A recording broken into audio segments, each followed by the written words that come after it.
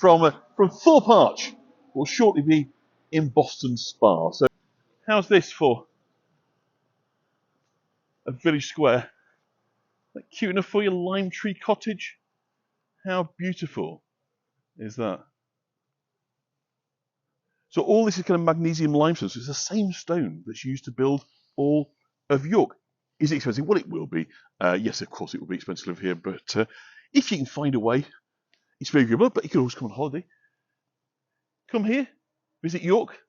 They're very nearby, so lots to see. And of course, the village war memorial. We'll look at the Boston Spa one shortly as we walk through. But here is the Thorpe Arch. So I just thought I'd bring you over just to kind of get a bit of a look and a feel before we head into Boston Spa. Isn't it lovely? Yeah, I mean, everything around here. We're in what they call the Golden Triangle, which is a kind of triangle that incorporates York, Harrogate, Wetherby. So none of it's far from Leeds. So consequently, as a result, there's a lot of people with a lot of wealth, private high net worth individuals, kind of choose to live in this area. So consequently, yes, that does put up the property prices. So it is an area of affluence, but nonetheless, I'm sure there are bargains to be had if you kind of know what you're looking for. So yes, so they call it the Golden Triangle. I think that there's kind of more millionaires here than anywhere else in Northern England, in this kind of triangle between York and Harrogate and Wetherby. An awful lot of land and money, old money. You know, a lot of these lands originally were kind of divvied up by William the Conqueror, of course, in the north when he came after the Norman conquest. And so the barons who came with him, who brought the troops that helped him to kind of win the conquest, were then rewarded for their efforts with big tracts of land. So a lot of this kind of countryside, this area in Northern England, particularly in Yorkshire, it's big estates. So there's a bit. This Thorpe Arch estate is one of them. As I say, this was acquired by the wonderful name William Gossip in the 1750s. But it's a lot of what you call landed money, you know, in Yorkshire, in North Yorkshire in particular. So money that has kind of been inherited, you know, from generation to generation. They say it's been in the family since so and so. You know, great stately piles and so forth. So we're coming up now to the bridge.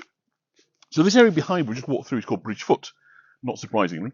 That's in Thorpe Arch, but as we cross the other side of the river, we're going to be in Boston Spa. So I suppose halfway through, we're in kind of Thorpe Spa, or Boston Arch, one of the two.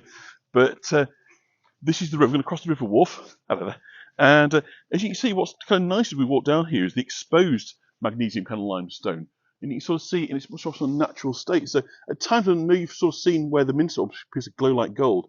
And it's this element within the stone here that gives it, definitely $1 million homes, that gives it this kind of glow-like sort of quality. So the stone very, very close to the surface here, and you can see why it would be that it's obvious sort of sites for sort of quarries. Going all the way back, of course, to the Roman era. So the bridge in front of us, and we're going to look at this from sort of below. It's a really attractive bridge. We're crossing the River Wharf. So that's spelled W-H-A-R-F. Wharf, as in Wharfdale. Which I'm sure you've heard of. We've been up through kind of Wharfdale, goes all the way up to Yorkshire. How pretty is that? Look at that. So that's Thorpe Arch Village, which is leaving behind now. And when we cross the other side, we're going to be in Boston Spa. So again, you've got this exposed stonework over here. I think it's absolutely beautiful colour. It really is beautiful. Thank you. Yes, remember to like, tip, subscribe, all those kind of things if you can. Well, you always like, can't you? If you can't afford to tip this time, don't worry. Have this one on me. So Bridge Cottage, lovely old property standing by. So we're about to cross over the wharf, and it's a particularly agreeable, this crossing. You know, really is very, very beautiful indeed. So the river starts in the Yorkshire Dales. And so if we go in this direction, the lovely house here on this side, we're filming people's houses, but we've got the weir, which we're going to look at right at the end of the tour. We're going to walk down, so I'll give you a brief glimpse of the weir, but then we'll look at that towards the end of the tour. We'll get into the middle of the bridge, and I'll give you some views either side. So it starts in the Yorkshire Dales, and it works its way right the way down to basically the kind of Leeds area, and joins it with the Ouse. So it is a beautiful stretch. So let me give you a view. It's really quite shallow down here, which is kind of interesting. Very fast flowing, a lot of fish, so you get a lot of fishing activity around here. It was originally granted to the monks of Kirkstall Priory in Leeds. They had the fishing rights, and they exercise. So the weir, you'll see that movement of water kind of right up in the midst there. And my ancestors found lost land during the English Civil War. Interesting, because they're on the wrong side. That's the way it goes with wars, unfortunately. You've got to pick the winner, otherwise you can lose out badly. York did that mistake twice. They were on the side of the House of York, the White Rose contingent in the English Civil War, so the War of the Roses, and then again they backed the Royalists, inadvertently perhaps, not really their choice, but they were Royalist centre during the English Civil War. And so, yeah, victors rules, I'm afraid. So the weir we'll look at a bit later on, but to have a look down this side as well, beautiful eddying, a little island in the midst of the river. How picturesque is this? Now that's interesting because the Boston here was named after Boston in Lincolnshire. And it was a landowner, a big property owner around here, I believe, that had connections with that part of the world, changed the name. It wasn't called Boston Spa. We'll go into that a little bit later on. But historically, it wasn't called Boston Spa. Historically, this didn't really exist. All the development is on the kind of the other side, if you like. That's kind of the old Doomsday Book. But as I say, this was coming down from Wharfdale. The River Wharfe is 65 miles in length before it joins onto the Ouse. And we think the name Wharfe comes from an Old Norse word meaning bend, crook, or turn, which kind of implies that the river was kind of winding, which certainly looks like it is where we are here. But there's also possibly a link to a Roman name. There's a lot of Roman settlement around here, meaning that it's sacred to Verbeia, thinking that the river Wharfe was personified as a goddess. That's kind of interesting. So there's kind of differing views, different theories, but there isn't a definitive answer as to where the name Wharfe kind of comes from. But we'll have a look at the bridge we come through from the other side. But this bridge only dates to the 1770s, but there was an ancient ford crossing here throughout history. So this was a shallow pond, as you can probably see. We certainly go down by the river. I'll show you how shallow it is. You can see why it would have been quite easy to cross the water from here. But isn't it gorgeous? Such a lovely spot. I don't know. Can you hear the water in the weir up there? Obviously, I'm not quite sure what picks up on these microphones. I'm not got a regular microphone at the moment because they're getting replaced because they packed up. So I'm waiting for those. So these mics aren't quite as good, but hopefully you can hear a little bit of something rather than just me yakking away. So let us walk on then into the village kind of proper. So we're now, as we cross to this other side, I can truly say welcome to Boston Spa. And Boston Spa's kind of recent history all starts with an exciting discovery. In 1744, a local man was cutting willow, just where we are now, by the River Wharfe, when he noticed a small stream. And after tasting the water, he realised he made a discovery that would change history, because it was a mineral spring. So he apparently ran back to the village, then simply known as Boston, to tell others of his find. And a small cottage was built over the top of the spring to protect it. It's kind of nice, right? And 18th century health tourism didn't develop here kind of straight away because Boston wasn't well connected. It was still a kind of primitive road network, and Boston wasn't kind of really part of it. But in 1753, change came. A new turnpike road came from Otley to Tadcaster, and the turnpikes basically were private finance initiatives that basically people were incentivized to build roads to better connect these islands and the towns and cities within them. And they could charge, you see. So the turnpikes where you'd pay points, right? So private road networks. And so consequently, a lot of roads sprang up very quickly. And so places that hitherto had been rather inaccessible suddenly were connected. And Boston became one of them, because on the Otley to Tadcaster Road, so suddenly there was better access to the village for the coach services from York, Leeds, and Harrogate. That's stagecoaches, of course. So they began to call here. And a hotel opened, which is right in front of them, allowing visitors to stay overnight. It was first known as Farrer's, then it became the Royal Hotel, and right now, currently, it is a cost-cutter store. You're kind of hoving into view in the centre of your picture, kind of right now. It occupies about 4 buildings altogether. It must be the grandest grocery store, I think, in England. It is absolutely stunning row of buildings.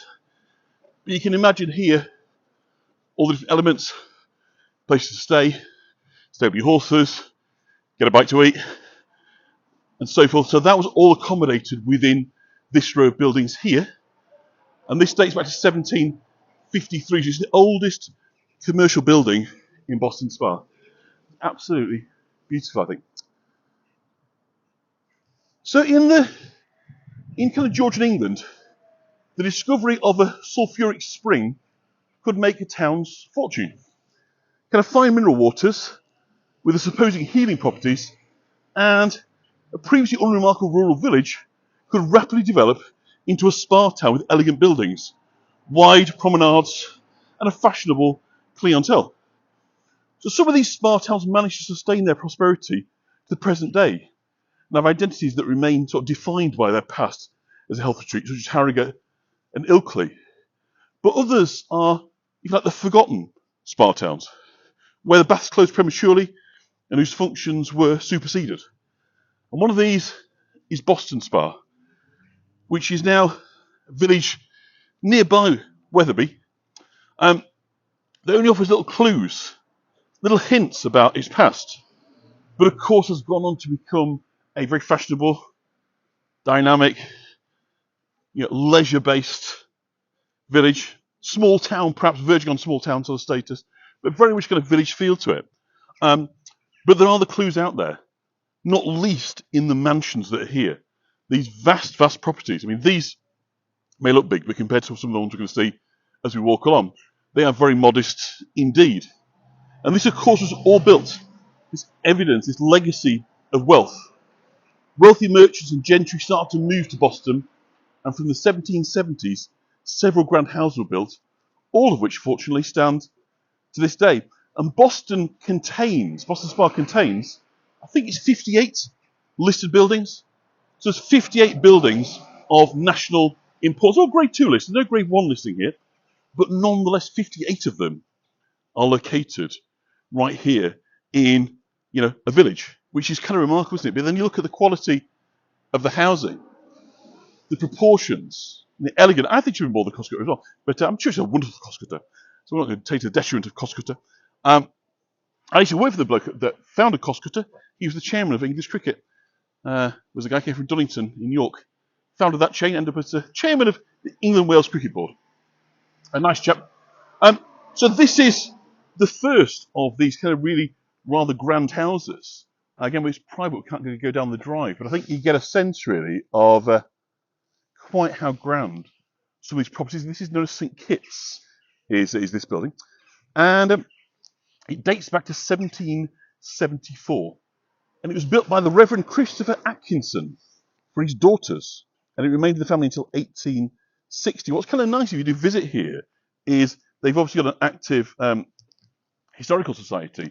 And so there are plaques on each of these to telling you sort of who lived there, kind of what their role was, what their links. So we've got the crest there of Boston Spa. You've got a fish in the middle because of fast moving water. It is wow, Jane. This is kind of Millionaireville and then some, as you might say. I don't want to strip us privacy, but I want to give you a sense of what this legacy of wealth, of merchant wealth, textile merchants, and so forth, and people coming because obviously they want to take advantage of the health benefits. So we're about 3 miles south of Wetherby, and Boston Spa's on the south bank of the River Wharfe. So say today, it's a thriving village, takes full advantage of its kind of prestige location between York, Leeds and Wetherby. So you've got numerous bars here, cafes, fantastic retail offer, making it a really kind of desirable housing location. And you can see why people kind of flock to it. It's a sort of, similar sort of places in kind of Cheshire, if you kind of know that kind of part of the world. You know, all the footballers live in there. Well, Leeds United footballers often will come and kind of live here because it offered the place where you can get the big houses. And because they're kind of used to wealth and celebrity, actually quite a lot of privacy, as well as a river house down in front is another one of the major kind of properties.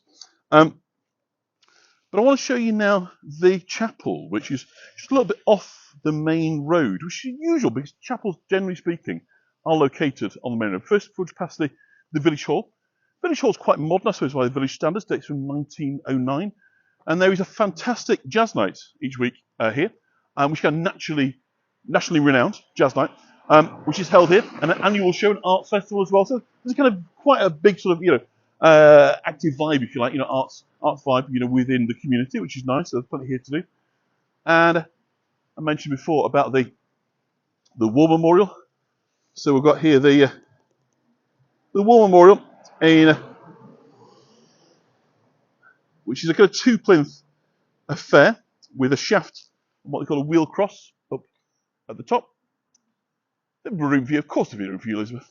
So the front face of this commemorates those lost their lives in the First War. So it says to the glory of God, the giver of all victory, and to the immeasurable memory, imperishable memory of those men from this village who served and fell in the Great War, 1914-1918. This monument is dedicated, and then there are the names underneath of the 1939-1945. So I believe there are somewhere in the region of 32 men from this village who lost their lives in the Great War, and a further 7 who lost their lives in the Second World War. So we have a plaque here with the names. I always like to take a moment just to bring this to you, so we make sure that commemoration is properly done. Look at the beautiful proportions of the building opposite. The houses really are sumptuous around here. And because, as I say, you've got all this built in this magnesium limestone, you get a very, very agreeable presentation, because we're talking about buildings very close to one another, all built in the same material. So whether they are actually very, very modest by comparison to the cottages, or whether they are the big, homes like this one, Boston House over here. Again, and if you're going to look to say what is typical Georgian, you would say this. It's got all the hallmarks of Georgian. You've got the portico, you've got the columns. So it's evoking some neoclassical.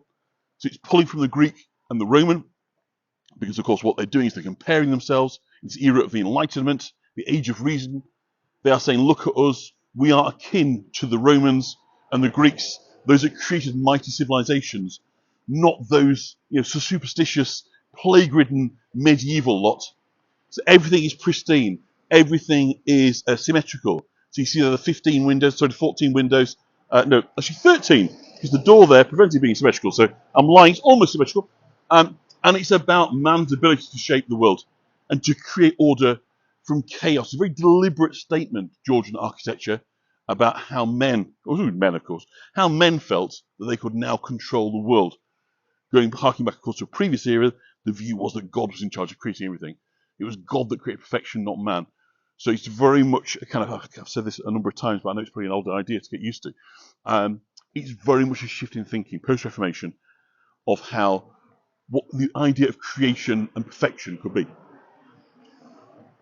But going from high church ideals now more to kind of low church, and that's not to be dismissive in any way, but rather to talk a little bit about Methodism. Because Methodism really kind of caught hold in the 18th century. At the time this village was developing, Methodism was kind of getting established as well. And it tended to grow very well in agricultural settlements and agricultural communities, because it was a very, very simplistic form of worship. It dispensed with much of the kind of high church stuff, even down to the breaking the bread and the wine, the communion, wasn't something done particularly regularly. It was about sort of working with the Bible, but very, very simple. So it tended to appeal to people of little or no education, didn't need literacy.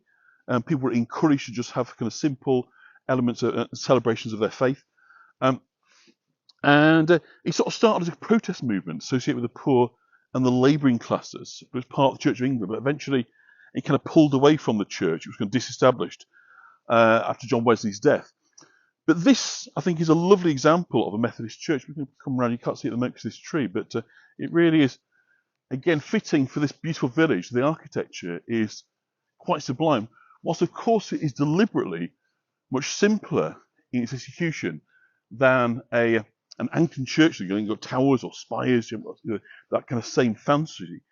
Because of the way it's built, the craft, the stone, I just find it incredibly pleasing. It was built in 1846 at a cost of £1,000 to be raised to purchase it. But what a building. Isn't it just fabulous? I just love it. So actually, by Methodist standards, this is really quite grand. Some of them really, really were, very, very basic indeed. But it's interesting to note it doesn't sit on the high street. Even though there was a congregational church on the high street, but that was demolished. So it does suggest that that's a Calvinist congregational. I don't know if those that know about kind of faith of Calvinism and so forth. And Calvinism originally and Methodism were quite close, but eventually the kind of doctrine sort of forced them apart. And the Protestant faith compared to the Catholic ones is incredibly good at kind of finding these kind of points of difference and then going, right, no, we can't agree on this. And so Wesley, funny enough, was the first man, John Wesley, to say, he came up with the phrase agree to disagree. So he was all for keeping people together. But many that came afterwards took a very different view, and so the Protestant faith has been sort of split into a million different branches, hasn't it? From Baptists and Reform and Methodists and you name it, and Pentecostals and so forth. All with kind of differing views of the scriptures and how sort of complex or otherwise services should be, vestments, all those kind of things. All points of kind of debate. By contrast, the Catholic Church seems to have kind of fairly much kept itself largely together. Probably by hanging on to a lot of old-fashioned stuff, but nonetheless, by contrast, the Catholic Church is kind of one unified church, whereas the Protestant Church just sees an amalgam, isn't it, of which Methodism sits in it. But I think it's very lovely, and I hope you enjoy your brief visit there to have a look at Boston Spa. So, walking through the plot there, it's always nice to share the monuments. I agree there. So as I say, the Methodist chapel probably would have been used by agricultural workers here. People working in the big houses, because of course with these big houses there will be the attendant staff that would go with that. Everybody that kind of whatever they kind of set in ancillary jobs as gardeners, as coachmen, ostlers, kind of footmen, all that sort of thing. It's much more likely they would worship in a low Anglican tradition rather than high Anglican tradition. So that's why. But I say it's interesting to me that it's not on the high street. That's kind of quite telling. So I'm just going to get a little sip of water because I'm just a little bit dry. Hopefully, we are enjoying. I think it's a lovely building. Yeah. Hopefully, you're enjoying your time in. So that's. So the next building I want to show you, sadly at the moment, is under scaffolding, so you can't see it too well. But it is Boston Hall. And the oldest parts of Boston Hall date back to 1807. So again, all these buildings were being pretty much designed and developed within very much the kind of same sort of time period. And again, it's a helpful plaque on it, rather quite grandiose, you might say. Stag's heads at the top. And this property in particular was very famous, or infamous, perhaps is the word, because back in, I think about 2013, certainly Mr. Geoffrey Boycott, the famous outspoken Yorkshire and England cricketer, took it on. It's got a mere 11 bedrooms. Still a Methodist chapel, absolutely, yes. A mere 11 bedrooms here, multiple reception rooms, massive dining kitchen. So this was the pad suitable for Sir Geoffrey Boycott. I don't know if you've heard of him, but he is kind of notoriously kind of outspoken, bit grumpy, has to be said, very kind of defining Yorkshire, taciturn and grim, as his cricket was as well. What a pad! So again, this dates back, as I say, to 1807. So again, we can see the plaque here, and it's made from local magnesium limestone. So again, it's this repetition of the building materials. Now, if we turn around to this side, something built on a very different scale, but I think every bit as delightful, is this row of cottages here. And if truth be known, these are some of my favourite properties in the village. There is such a distinct character. Now, again, of course, because these are a good deal more basic, it is likely that they were inhabited perhaps by estate workers, perhaps rental, owned by the estates. But nonetheless, they are absolutely delightful. I love the look and feel. And again, I've been there like a shot. The opportunity to own one of those. I think they're absolutely charming. Do we approve of the cottages of Boston Spa?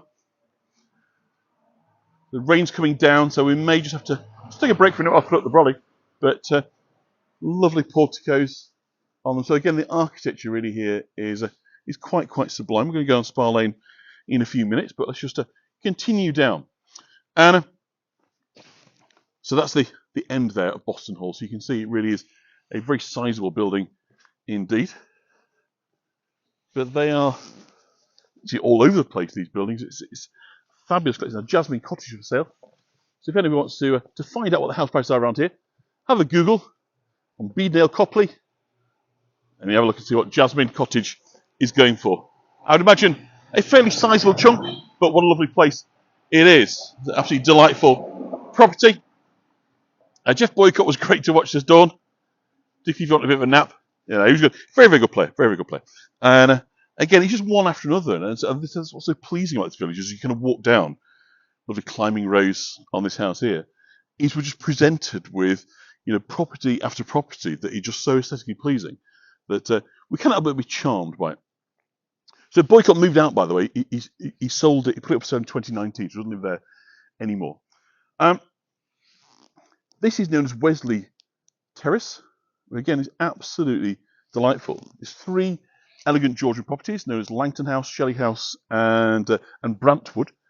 It was meant to be a much larger stretch. It was developed by Reverend Briggs, named after John Wesley, of course. It was built in 1815, so there's going to be a lot more of these, but not so far.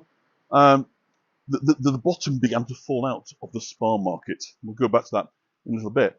But aren't they absolutely lovely?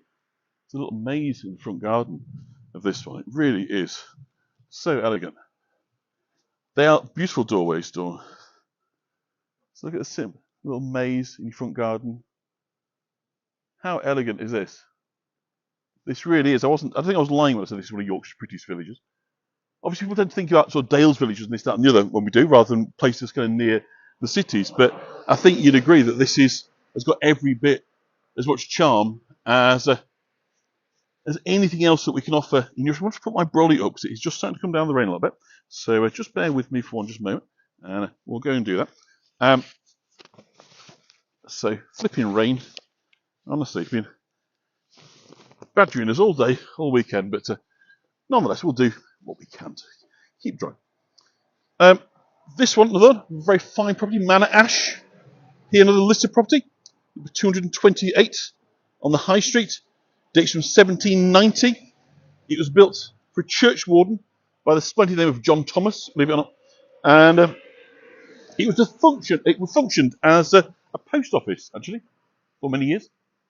And this is when posts came on carts by horse and cart from Tadcaster were distributed. So this was, the post name was Manor Ash.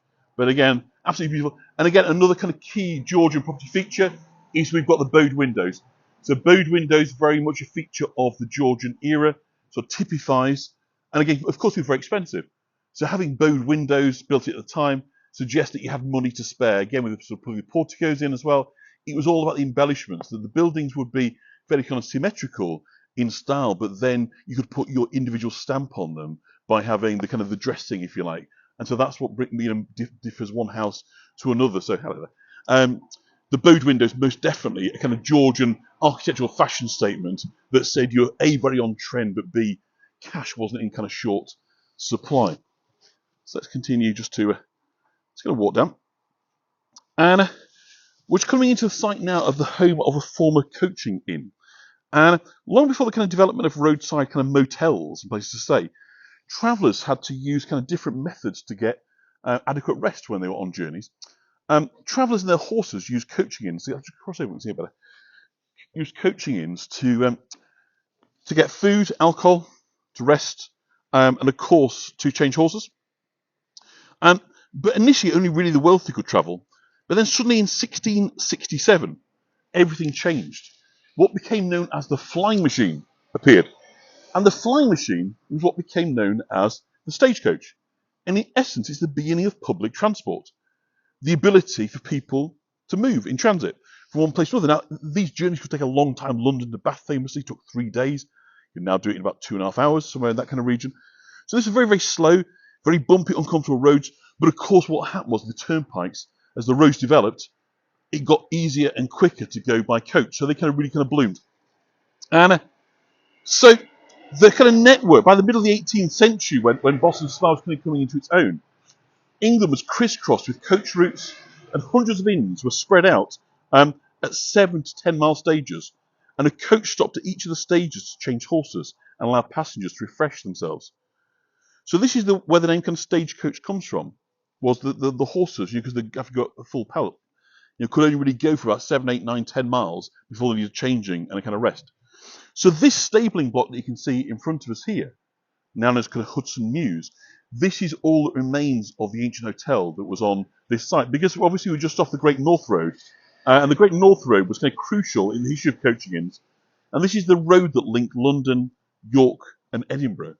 And so the coaching inns provided refreshment, lodgings and fresh horses for weary travellers. But as I say, all that remains today is the mews, but of course the characteristic high archway for getting the coachman through without banging his head. Do you think the guy sat on top there has got to get himself through? So this is why the gateways are so high. So in there you would have the stable blocks, and the people that worked there, who were of course known as ostlers. And if you've heard the word ostler, an ostler was somebody who looked after the horses, looked after stagecoaches, and it's thought that the name hostler, hippo character 3, what? That is too strange. Well, there's a little well in the middle there. And an ostler, by the way, so they're employed to look after the horses. It's believed that ostlers is a name that came from London.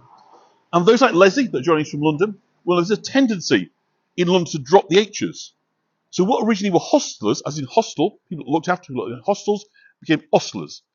The ostlers of London took over, and wherever they went then, they were called ostlers rather than hostlers. This is the Admiral Hawke pub. So this is kind of suitably on the site of where the coaching inn was. And this first opened in 1798. Now today, Admiral Hawke isn't particularly a household name, but he was quite the hero in his day. An interesting kind of guy. So he was the first Baron Hawke.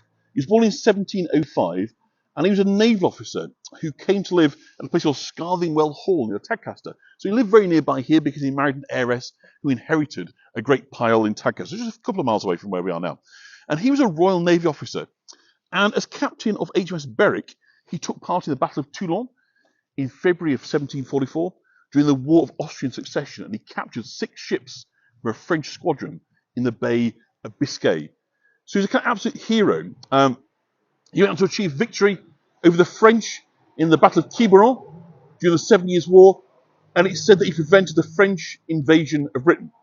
He also sat in the House of Commons from 1747 to 1776, and he was the Admiral of the Fleet, the First Lord of the Admiralty, for 5 years between 1766 and 1771.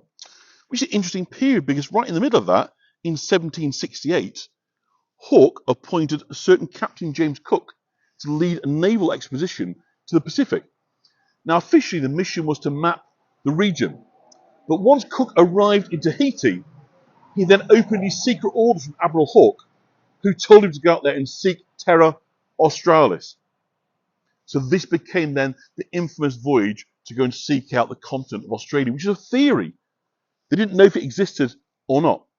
So Baron Hawke of Towton, which always took his name, died in 1781, and he has places named after him in New South Wales, in Australia, Cape Hawke, on New Zealand's North Island, Hawke's Bay, and in Canada, Port Hawkesbury, in Nova Scotia, and Hawke's Bay in Newfoundland. So he spread his influence far and wide. So there you go. So Admiral Hawke gave Captain Cook his big job to go and find Australia. So let's going to cross over. I'm going to have a look down towards the spa and the river for the second half of the tour. This, by the way, is the terrace. Absolutely beautiful. Built as hotel. So again, there's this constant sort of provision of new accommodation to provide for the super wealthy visitors that were coming here. But it didn't actually last a hotel for all that long. And it sort of became a school for many years, that now in a kind of private residence. But isn't it absolutely delightful? So the terrace here, as you can see, was built in 1790 by a papermaker. So it built a hotel. The hotel was not successful. The building used a boys' school from 1798. And there was a seminary with Dr. Pierce acting as headmaster. By 1824, the building was converted into private houses. And directly below is the former bathhouse erected by the Spa Company in 1834. So isn't it absolutely delightful? So that is the terrace. So there's quite clearly a kind of rising demand for luxury accommodation at this stage.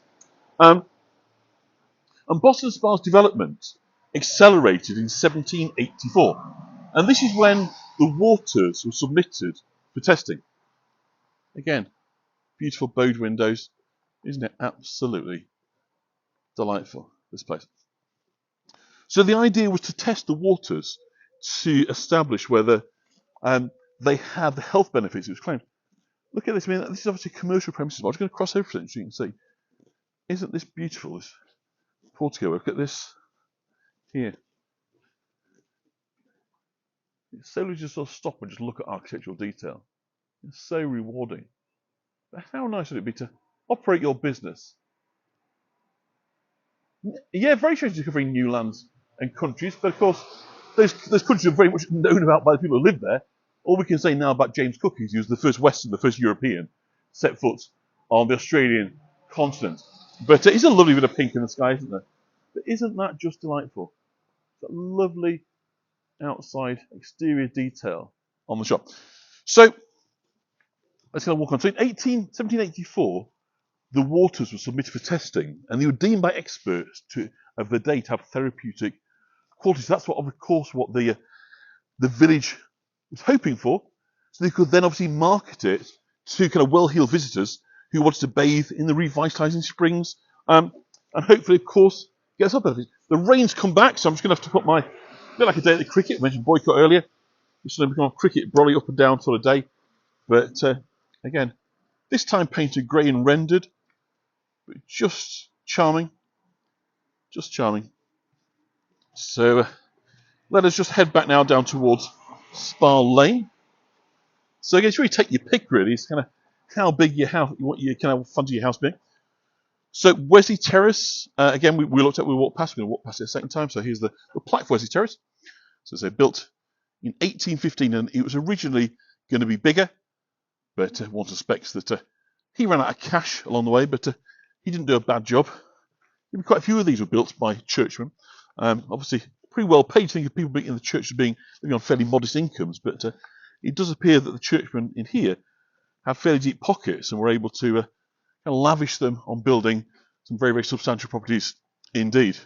But of course, it was very much with a view to recruiting the well-heeled. So of course, if you're going to get the super wealthy, like Harrogate, you have to provide environments whereby the super wealthy want to come and spend time. So it's kind of it's a bit chicken and egg, isn't it? If you don't actually provide the right quality of buildings, you won't get them in the first place. So, we can say that's perhaps a mitigation as to why the Reverend might want to dig deep. So we're coming into Spa Lane, and we can see there in the stonework to the spa baths. Okay, let's come down here.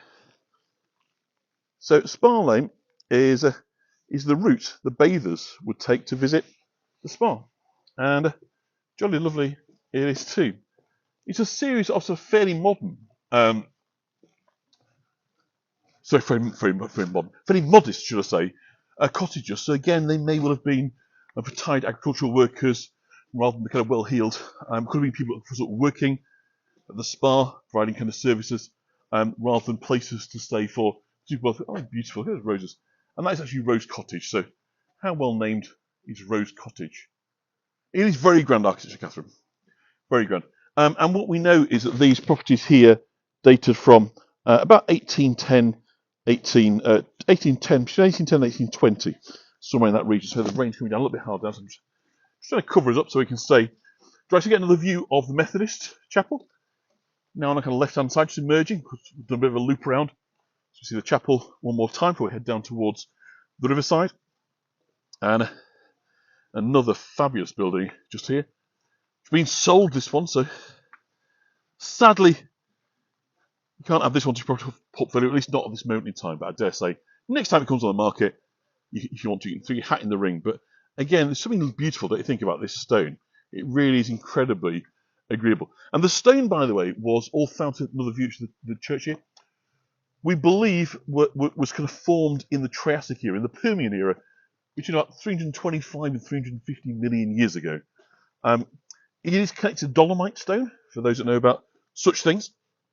And it is an incredibly good stone for carving, for building with, And so this is the stone here you're looking at, same stone used for the minster, for the city walls in York, for the medieval churches, all the same. Because all the way back to the Roman era, this is what was quarried and used. So in 1834, the spa baths were built here by the River Wharf. I'm going to show you. They've been converted now into private houses. And when they opened in 1834, they had hot and cold baths, a tea room, and a pump room. And they all came under the control of the Gascoigne family. Now, Gascoigne, of course, is a French name from Gascony. So again, it's going back to these family estates of people that came across with William the Conqueror, French aristocrats and barons, landowners, who took great estates. The Gascoignes were part of that. This was part of their estate. Now, this has been converted now into a little private house. But you see these small little cottages here. These were the baths. So this is where you would take the waters. So I'm not going to film it because obviously people's private houses, but these are the spa baths by the side of the river. And at the time when these were built, it was known as Thorpe Spa rather than Boston Spa, named after the nearby village Thorpe Arch. And it was the kind of golden age of the spa town. And Boston Spa was a kind of gentle retreat for those in delicate health. And around apparently 50 bathers a day were using the spa by 1850. And that's the year the village changed its name to Boston Spa. And the kind of spa fever really intensified when another spring was found in where now Wharfdale Hall is kind of located. And grand plans were introduced for kind of more baths, a hotel, assembly rooms and formal gardens, all kind of hallmarks of kind of wealth and prestige sort of thing that you found in Harrogate. But the spa boom kind of turned to bust not too long afterwards. A new hotel never opened, and the company that was set up to build it kind of went bankrupt, and it became the boys' school instead. So why did Boston Spa kind of fail as a resort? Well, partly the lack of a rail link was one reason.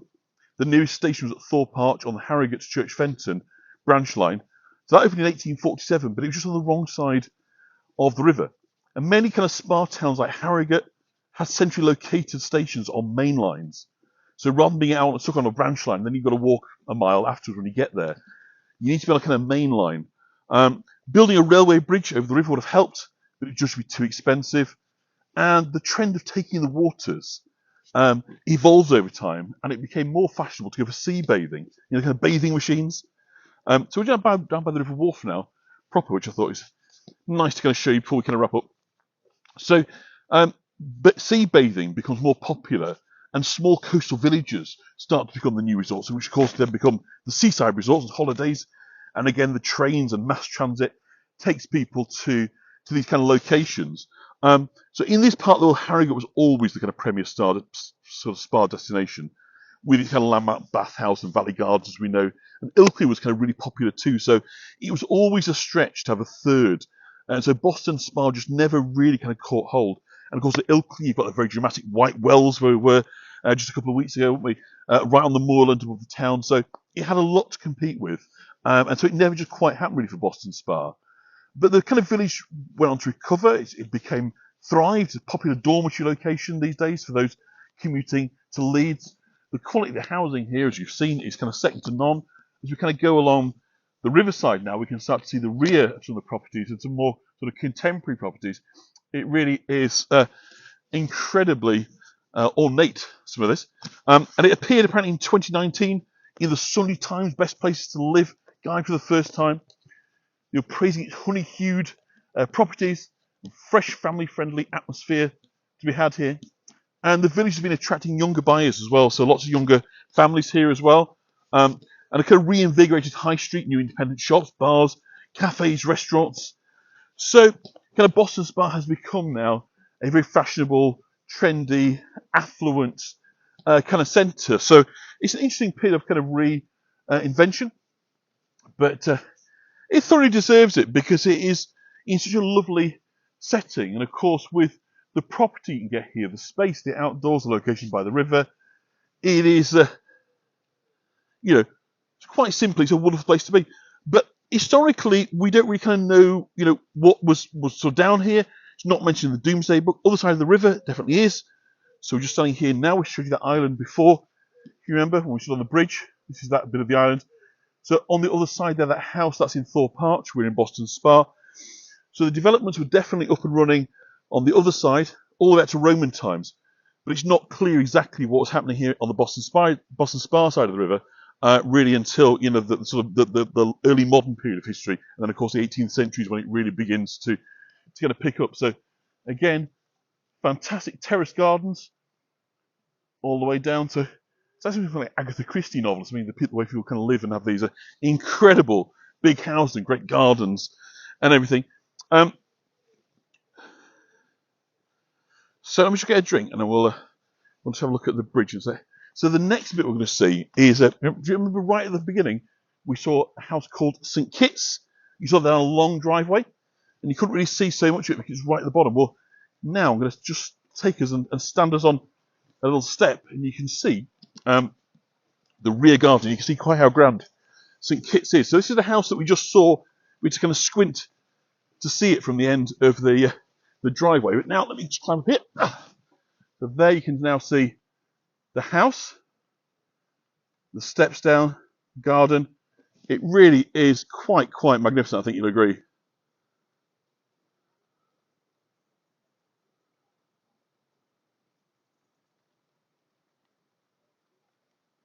Like that? Isn't it just? So we're coming up now to the bridge. So the bridge dates from 1770.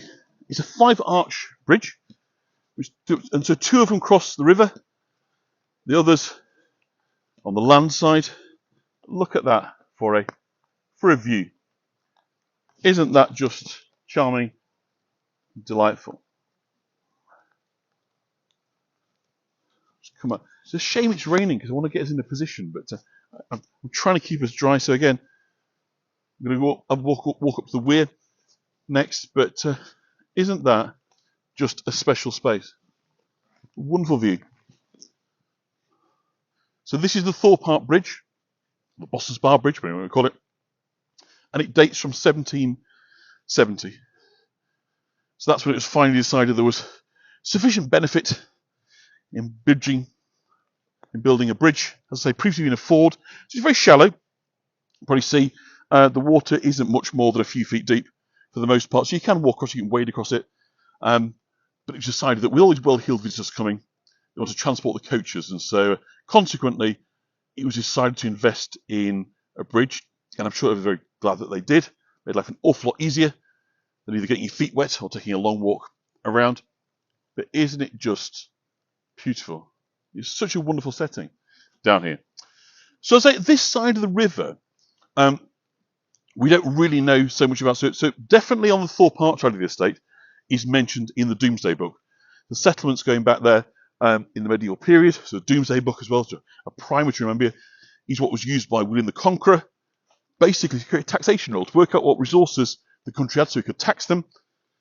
So there were estates and lands and property and value on the other side of the river, but there's nothing mentioned on this side of the river. Yes, it definitely comes with servants. I think if you can afford that house, you could probably afford domestic staff to support you and let you live in. Isn't that absolutely beautiful? Love this bridge. And the reflection, and one thing that's quite nice with the rain, of course, is it creates surface movement with the rain, which I think is absolutely delightful. So say the other side of that bridge, just over there, is Thorpe Arch. It's very difficult to believe there was settlement and people and activity happening on that side, but nothing happening on this side.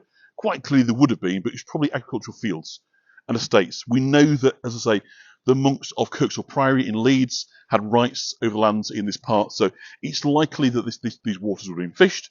That, of course, the land would have been planted and grown, but the settlement, the place where people lived, was on the other side of the river.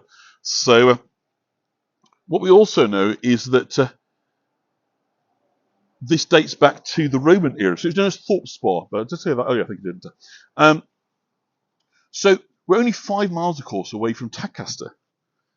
And Tadcaster, I'll give you a sign here of the bridge. It's a Thorpe Arch Bridge here. The 5-arch bridge spanning River Wharf, built in 1770, which replaced an ancient ford, still visible just downstream, connect Thorpe Arch and Boston Spa, and the important Turnpike Road, opened in 1752 between Tadcaster and Harewood. So of course the turnpike road is creating wealth by bringing the well-heeled through on their stagecoaches. So of course they want a bridge to get across. So it's the kind of demand. Oh, nice echo. And it's the demand for the transport of the wealthy that drives the construction of the bridge. So let's walk on. So as I say, we're only 5 miles away from Tadcaster, and Tadcaster, or Calcarea as it was known, and the Roman name comes from the word lime kilns. So calcium, calc, right, lime, is the stone, and that was quarried by the Romans, all the way back. So we've got 2,000 years plus of quarrying in this area. Even closer, about 3 miles away from here, Newton-Kime, just outside Tadcaster, there was a Roman fortress. So basically, it's almost certain that Romans would have known of this place. They'd know about the ford, the place kind of across the river. And Tadcaster was a major road junction. It lies on Ermine Street, which is the Roman road linking London to York. So originally, eventually becomes the A1, the Great North Road. It's Ermine Street, a Roman road, and it's used to march troops and materials and goods, transporting them between the two provincial capitals of these islands, Eboracum and Londinium, York and London. So Calcarea which is named Tadcaster, comes from the lime kilns, the name, and it was all about the natural resource from around here, the quarrying of the stone. We don't really know about the nature of the settlement around here, but possibly started as an imperial staging post because of the river crossing Tadcaster is between Doncaster and York. So there's certainly settlement all the way back in the Roman era around here. So it's very, very likely that whilst there is no records of what happened in Boston Spa, what became Boston Spa, there was certainly an area of Roman activity. And the finding of the Boston Spa hoard, a stone jar that contained 172 denarii, silver Roman coins, in the middle of the 19th century, underlines that. So whether that was lost, buried, traded, who knows how it came to be here, but a very, very substantial hoard that now belongs to the Yorkshire Museum. I think it's permanently in the Leeds Museum right now. But that was found in 1848 while they were digging out to do some building work here at Boston Spa. So we're nearly up on the weir, which is where I wanted to kind of get to by the end of the tour. So we've done really rather well. And so I say they found a ceramic jar when they were building foundations with 172 silver coins. And given the age of the coins in there, it would seem that the coins stash data from about 210, 211 AD, somewhere in that kind of region. So early part of the 3rd century. And of course, at that stage, York was a major Roman centre. So there's a lot of Romans in this area. So it does suggest that this was an area that was actively visited, patronised by Roman soldiers, Roman traders. So that's during the Emperor Hadrian, by the way. So the hoard, as I say, was purchased by the Yorkshire Museum. So it's getting noisy now and not so light. So hopefully you can still see and hear me. I'm just going to take us down here, just even though it's raining, to get a close-up of the water, of the wharf moving. Because I want you to see how much turbulence is being created here by the weir, which we're going to see in just one moment. Yorkshire's getting longer, Catherine. I know. So I'm not going to go any further down than that, I don't want to fall. But you can see now that this weir is creating a great deal of turbulence within the water. And very much you want to go for a paddle. Definitely want to keep your feet in the water and go back up, because it's going to be dark down here. I don't want to trip over and fall and smash anything. But try and get you as close as I can. And hopefully by now you can sort of hear in the background there is a very, very noisy weir, which we're just hovering into view here. And of course a weir is a man-made construction. Again, in this case, 18th century. And of course there's a number of reasons they put them in. Sometimes to catch fish, but that wasn't the case here. As your fish ladder, help fish get through. This is about creating turbulence for a mill. So by creating water turbulence, you get more power for your turbines, for your water wheels, and so forth. So it is you can hear it fantastic. Yeah, it is very, very loud. It has to be said, which is great. I mean, it's a wonderful kind of noise. But basically, what it's doing is it's creating like a cliff face, so the water has to drop. It's an artificial waterfall. You see it now. Is being created to to force the water to drop, and you still see all the white foaming. It is absolutely so loud here. I can't tell you. I'm having to pretty much shout to. It's going to be heard over it. It's like a waterfall. It's obviously very wide as well. It's probably the best part of, I would think, somewhere which is about 100 feet or so in width, and it's creating a very substantial sort of movement. The rain's coming down quite heavy now. Just bring us to the other side, and you can see by contrast the kind of water wharf of kind of what was there, if you like, before they put the weir in, and how necessary these things are if you want to be able to create the dynamism, the energy to drive a water wheel. So this is, we're not far away. We are somewhere in the region of, I don't know, a matter of meters. We can see that there's the after the wharf. But have a look at the water from there by comparison. It is all so buffering. Is it? I think we should be okay now. It's all so sort of stillish by comparison, and then you get this tremendous turbulence over on this side. And as I say, there is what they call a fish ladder in here, which enables the fish little diagram over here to move through to have a little rest in the chain before they move on, because there is migratory fish life, particularly salmon in this river. It's very rich in salmon, this river, and salmon, of course, travel huge different distances to breed, going back to the same place they were spawned, but all sorts of kind of life in here. Barbels in there, they use those little things on the mouth to look for life in at the bottom of the water. They all love these. Mayflies. Yeah, mayflies only live for a day. Do you know that? And basically, they're born, and they all come together in a huge, like, kind of festival. They have a little mini Woodstock of mayflies over water, and they have lots and lots of egg laying, lots of fertilization. Then the females die, and the men fly around until they basically drop dead. So their whole life is a day. Quite remarkable. But the fish absolutely love them. And so lots of fly fishermen that's used to catch salmon. So fly fishing is, well, you don't use bait, live bait. You basically try and trick the fish. They create little ornament, little ties that look like mayflies, and that's a great way of catching salmon. So also got otters down in this part of the country. So otters, very much kind of protected species. And salmon, by the way, when we get them in the supermarket, of course, we have these beautiful sort of colour with distinctive spots. When they're mating, and there's predators around, they are a much different colour. They don't keep that shade. But those that kind of live to full life get up to about 18, 20 kilos. Really kind of big fish. And we have crayfish as well in this river, which is absolutely lovely. So if we're buffering now, can't see why it should, but I'm not quite sure when that was. But I think we're on the hour. So I'm going to just turn the camera around, because the rain is starting to come down, unfortunately, again. And which kind of, say it takes the fun out of it a little bit, but it makes it more difficult to... I can't even see that button. There it is.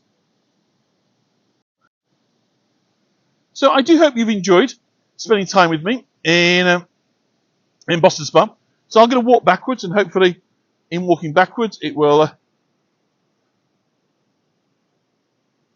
in the act of walking backwards where we came from, hopefully we will, before I say goodbye and leave you to it, we'll hopefully be together, and we can say our goodbyes. So, losing audio. Let's just keep going, and